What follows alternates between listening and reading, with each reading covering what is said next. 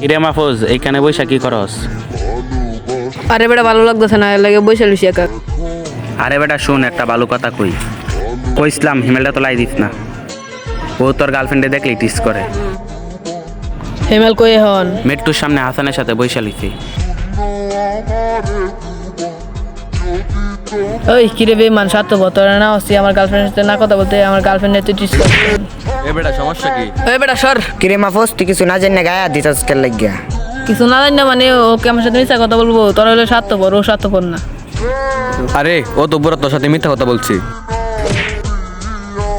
ওই চুপ, একদম চুপ, তোরা সবই স্বার্থপর।